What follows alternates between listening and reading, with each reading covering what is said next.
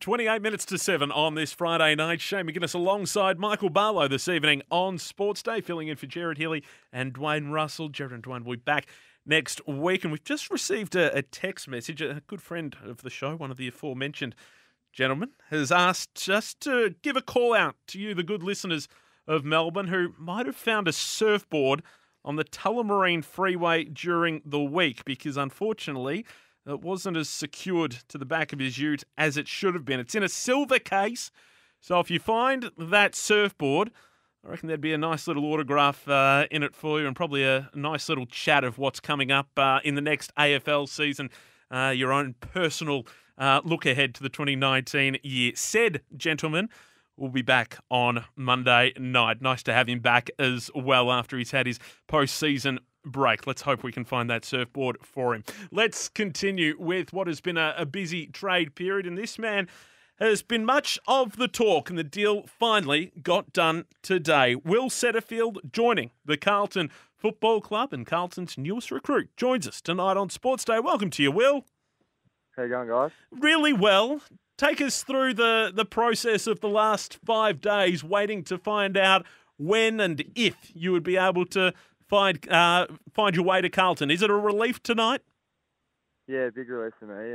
Obviously requested the trade on Monday, so glad they got it done today and got it done before the weekend, so I wasn't sweating on it. What was the reason for the request? Will, you just signed a new 2-year extension with the club, putting you there until the end of 2020. Obviously, the ACL kept you out this year, but what forced your hand to go, I'd really like to get to Melbourne and Carlton in particular?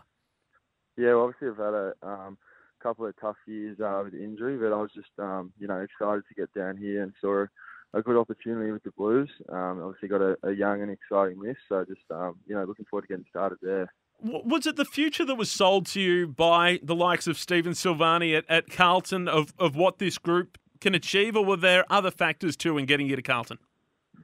Yeah, well, the young list and the ability of that to build on that, I saw as pretty important, and is obviously very exciting, and especially with my age, a lot of the young talent of clubs around my age. So for me, it was a good fit. I want to talk, Will, about your own situation. You've been injured for a lot of your time up there at the GWS, and take the listeners inside, I suppose, your headspace, being injured away from home up there. Was that a challenge, being away from family and friends in a difficult 2 years professionally for you? Yeah, no, it definitely was a challenge, and I had to learn a lot of that myself, and I did during my 2 years, but especially this year with my knee. It was a struggle at times, but I mentally got over it and just kept going on with my rehab, and now I've got a fresh start. So light at the end of the tunnel. What can the Carlton fans expect from you coming down from Sydney in terms of your physical well-being? How is the injury? How's the body? Will you be getting a full pre-season in, or round one? How does that look for yourself? Yeah, so I'm coming up to about 8 months of my rehab for my knee, so I'll be looking to join in drills before Christmas, but I'll be fully ready to go match practice straight after Christmas, and I should be all good for round one. So that's about right. Will, were you surprised when Dylan Shield put his hand up to leave Greater Western Sydney, and at one stage it looked as though you might have been teammates joining Carlton?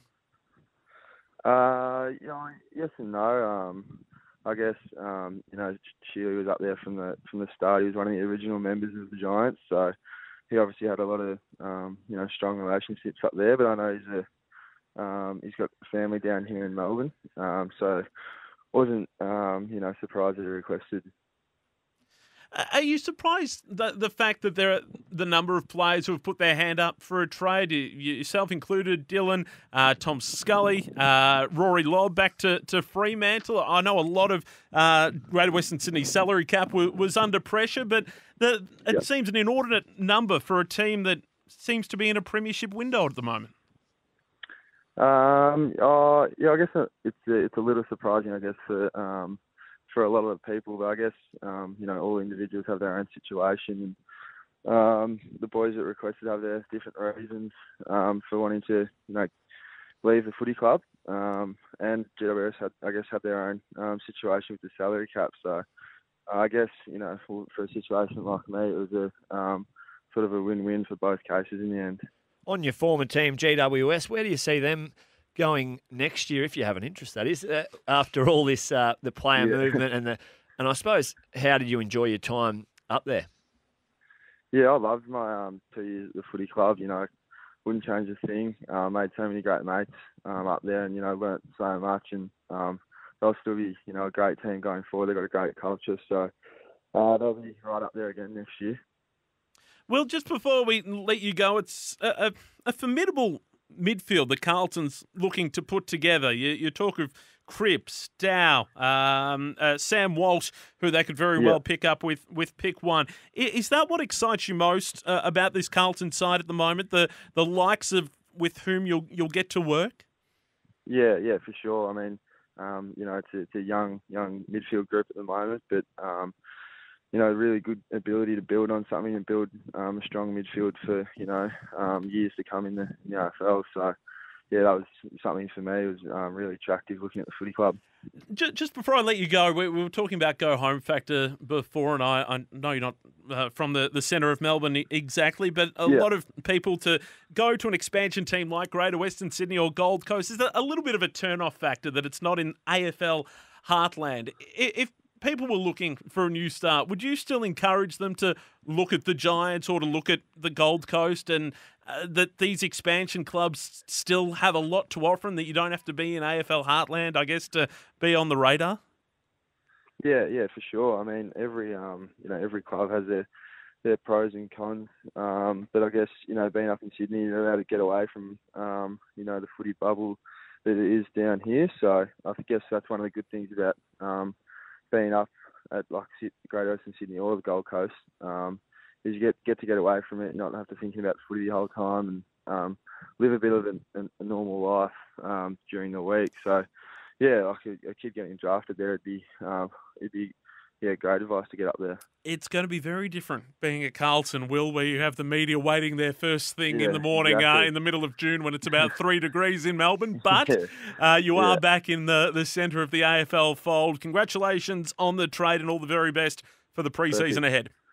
Thanks, guys. Cheers. Will Setterfield, the Blues' newest recruit. He joined Carlton officially today. Will Setterfield and pick 71 to Carlton, while the Giants receive a future second-round pick and pick 43 in this year's national draft. Seems a very level-headed kid, Mick, but there is no doubt that Carlton, while Will Setterfield's a great get, Carlton still wanted a big name, and that was Dylan Shield. That was the carrot for them, and I've heard it talked about today, and I mentioned it yesterday on 3AW, that you just wonder if they're trying to still get a big name, and they may still even use pick one, because at the end of the day, Dylan Shield is what you get with Dylan Shield is very different to what you get with a top draft pick like Sam Walsh. Yeah, it will be interesting. They got McGovern.